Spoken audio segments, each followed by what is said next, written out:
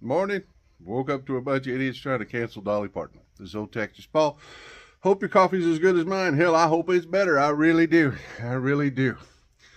You know, folks, if you're one of the people that went and dug through Dolly Parton's life and finally found something offensive, and now you think you're going to for clicks, and as a diversion tactic, which is what this is, by the way. We talked about filling the space.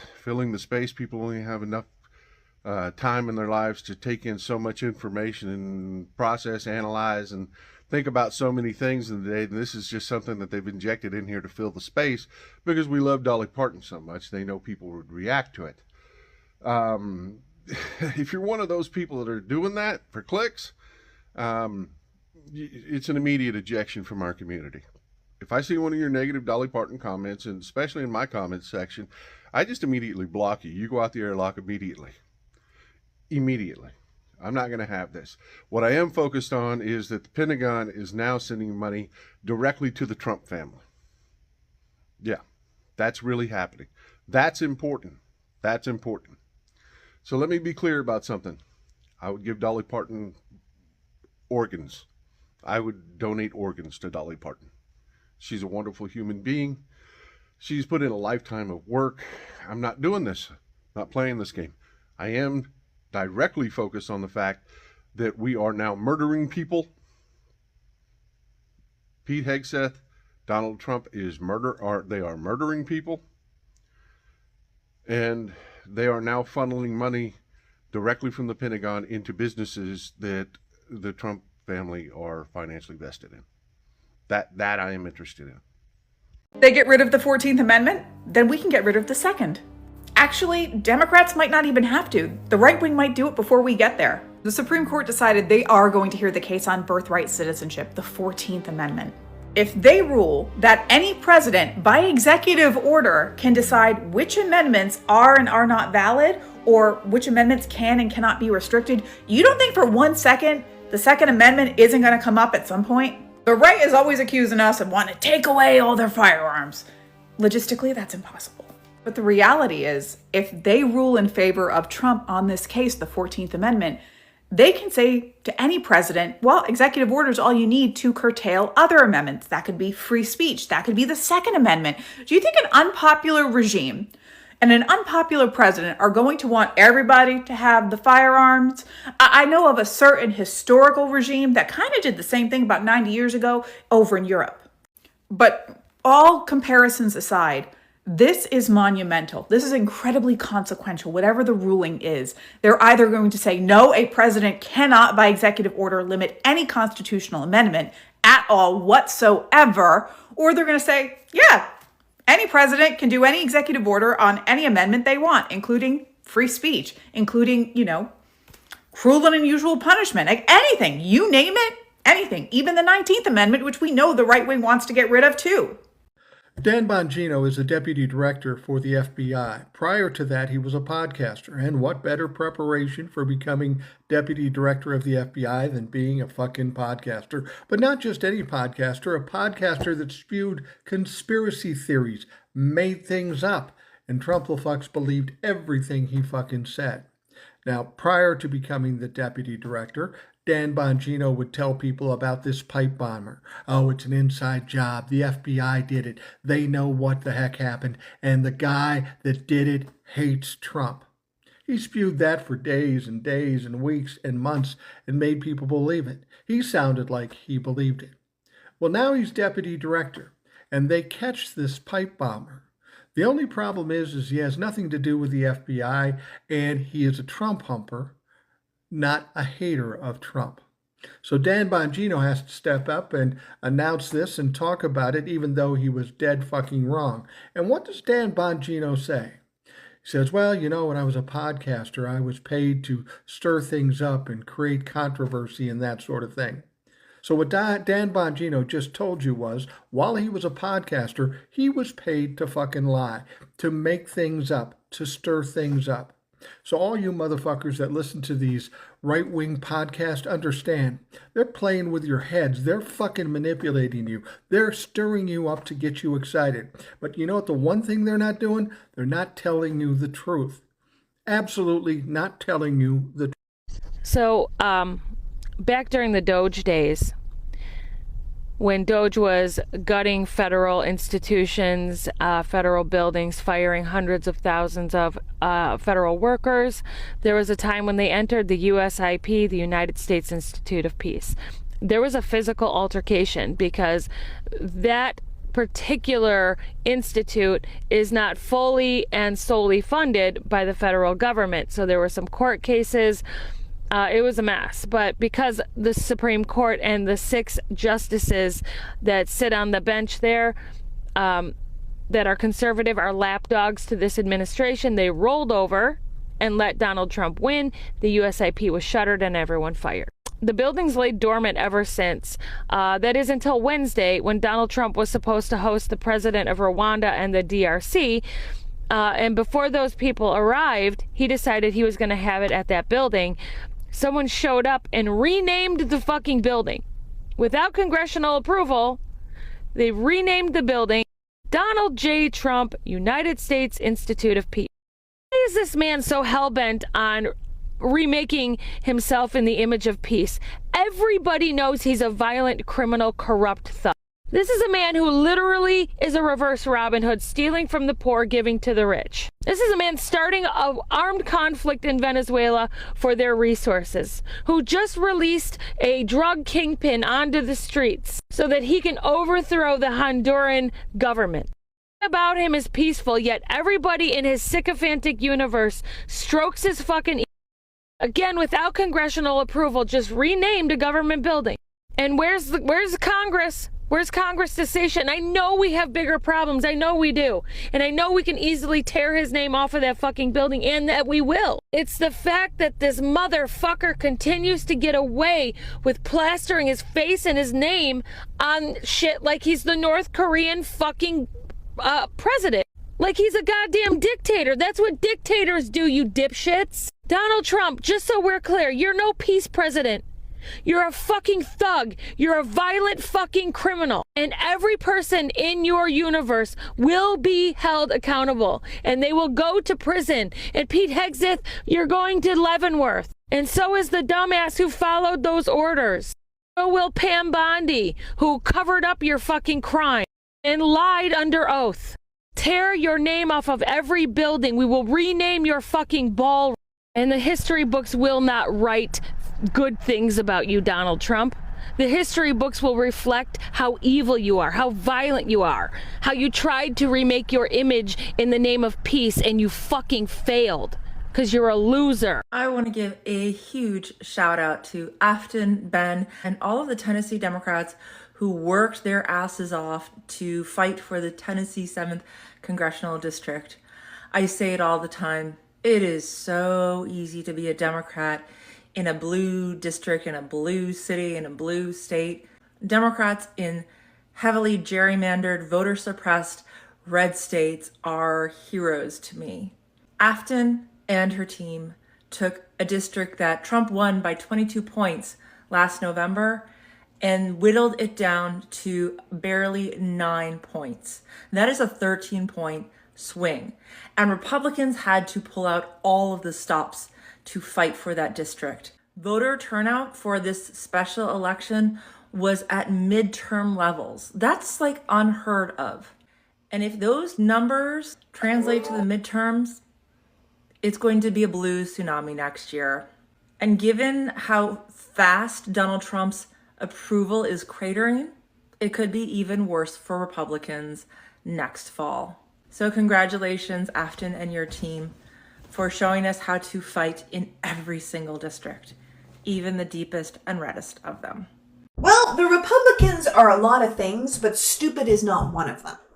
Trump and his allies are deeply, and if I may say justifiably, worried that they might actually be held accountable for what they've done to America, for their corrupted agenda that didn't even attempt to lower costs, but just made everything more expensive, for their cutting of cancer research and food testing and healthcare for 15 million people just so they could hand billionaires ridiculous amounts of money in the form of tax cuts. They are worried that they're going to be held accountable for giving an untested, unaccountable law enforcement arm of Homeland Security a bigger budget than the Marines to terrorize our citizens in the streets. They are concerned that people might actually care if they can no longer get their medications or send their kids to public school or afford to care for their aging parents. So what are they doing about it? Are they going to change their policies? Are they going to adjust their plans to better serve the people? No, they're going to strong-arm states like Missouri and Nebraska and Indiana to cheat their way to victory. Republicans are trying to add over a dozen new Republican congressional districts across the country to rig the midterms. So even if there is a blue wave in 2026, with Americans demanding accountability and demanding a Congress that actually does its job to act as a check on the administration, they will still retain power because it was impossible for their opponents to win. We can't have that. That's insane. Accountability is everything. And if we have learned anything from this period of time, it's that checks and balances are essential. MAGA can't just be allowed to hold on to power indefinitely because they cheated and we let them. So here's what we're going to do. Maryland is one of the few states where Democratic elected officials can level the playing field, where they can offset Republican gerrymandering so we don't lose power completely.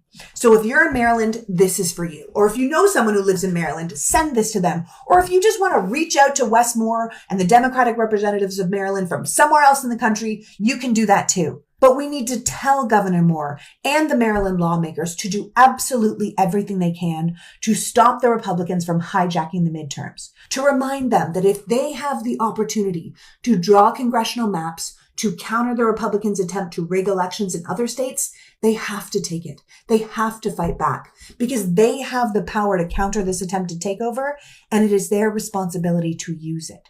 I understand that two wrongs don't make a right. But in this case, if we don't fight fire with fire, we might never have the opportunity to make things right again.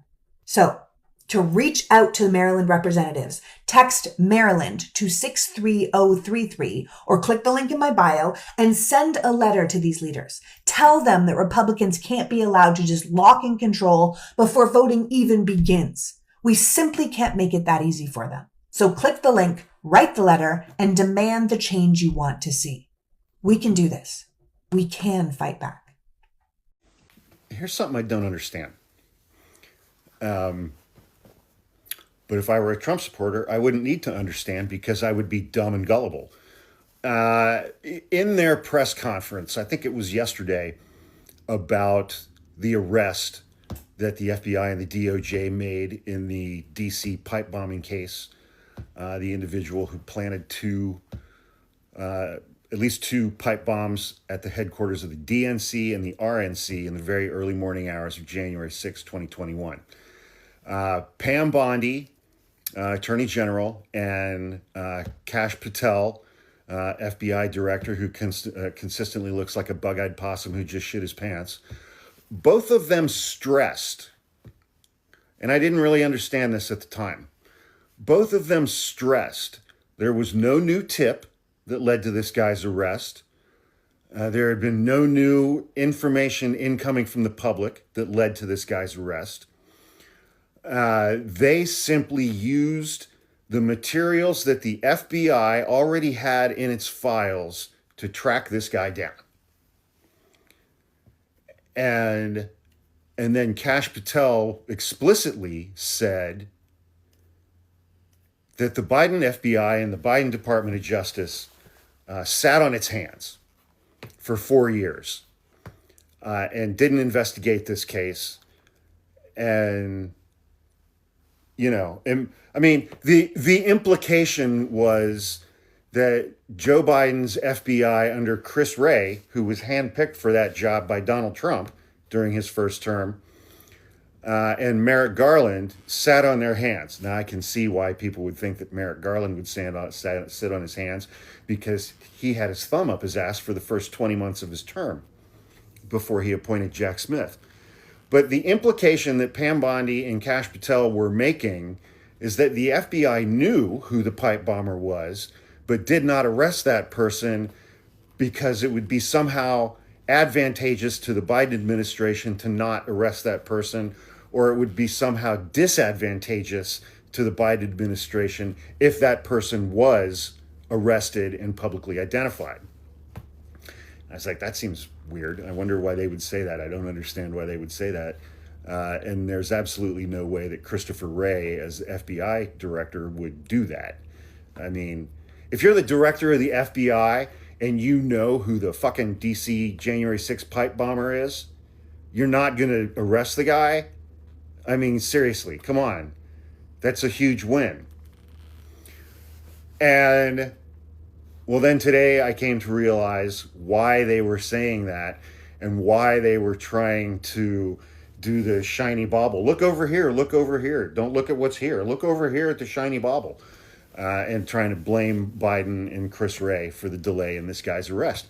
Because the guy who they arrested, 30-year-old Brian Cole Jr., is a Trump supporter who voluntarily told FBI agents that he believed all of Donald Trump's lies about the 2020 election being stolen from him. That's why Pam Bondi and Kash Patel were saying that shit yesterday. Because the reality of the situation is that the DC pipe bomber is MAGA. He's a Trump supporter. And he believed all of Donald Trump's lies about about the 2020 election being stolen. And that's why, as a direct result of Donald Trump's lies about the 2020 election being stolen, and this potato head from Virginia believing all of those lies that Donald Trump said, this Gomer was like, I need to make some pipe bombs and put them at the headquarters for the DNC and the RNC on the morning of January 6th. The things that Pam Bondi and Kash Patel were saying at their press conference don't make any sense. They don't make any sense. But because the inbred fart-huffing MAGA chuckleheads possess absolutely no critical thinking skills and only put down their hot pocket long enough to get that day's talking points after taking a break from finger blasting a cousin, the MAGA chuckleheads have no critical thinking skills and would not go through that kind of an analysis of what Pam Bondi and Kash Patel actually said. Think it through and think, that doesn't make any sense. The MAGA chuckleheads never make it that far. All they heard was, it was Joe Biden's fault. It was Joe Biden's fault. That's all they hear. It was Joe Biden's fault. And they're like, Martha, it was Joe Biden's fault. And then they go back to eating their Hot Pocket. Because they're stupid and gullible and easily manipulated and incredibly dumb. Y'all, so Amnesty International is out with a brand new report about what they are calling torture in 2 South Florida detention facilities, and you need to hear this. So this report is about 60 pages long. I just finished reading it so that you don't have to, and I feel like I'm going to be sick. So Amnesty sent a team to inspect these facilities in September, and they went to 2. They went to Chrome, which is the Chrome North Service Processing Center, and also the Everglades Detention Center, which many people refer to as Alligator Alcatraz. And what they found is just beyond disturbing and horrific. I'm not going to be able to tell you everything in the report, but I want to give you enough information that you can share this with others. And first, a little context, because you may think, like I did, that Alligator Alcatraz had been shut down, because we heard that a court did shut it down because environmental reviews had not been done. But apparently, after that happened, another appeals court said, no, you can stay open while the appeal is being considered. So they are open. As Ron DeSantis puts it, they are, quote, open for business. So something I learned from this report is that Alligator Alcatraz is the first state-owned immigration detention facility in the United States.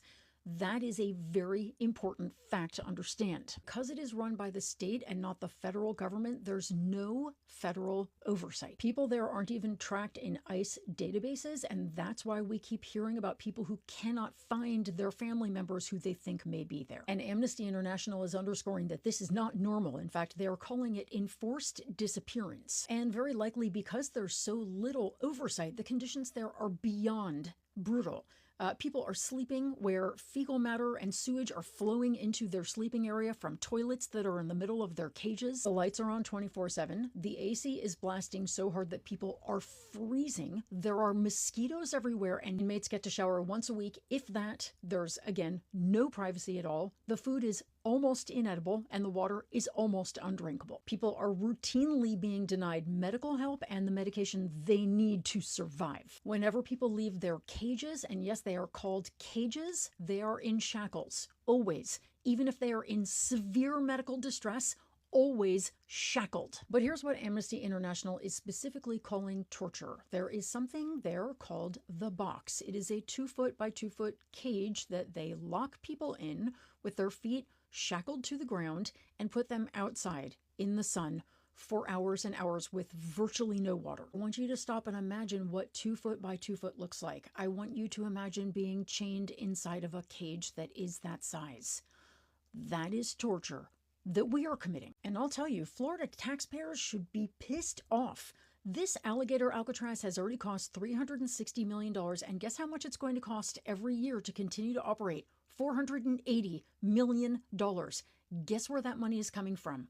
Florida disaster relief funds. So they are cutting actual emergency funding for Floridians to fund this. The report then goes on to talk about Chrome, which is an ICE facility that has been outside of Miami for decades. 4 people have died there already just this year. There is severe overcrowding. People are being held in prolonged solitary confinement, and they are being denied access to their lawyers. And on that note, Governor DeSantis keeps saying that everybody in these 2 facilities has final deportation orders already. That is absolutely false, according to this report. Lawyers have confirmed that there are people with pending asylum claims, there are people with valid immigration status, wrongly detained U.S. citizens. So Amnesty's conclusion in this report is that the conditions at both facilities amount to cruel, inhuman, and degrading treatment under international law, and the use of the box and prolonged solitary confinement meet the legal definition of torture.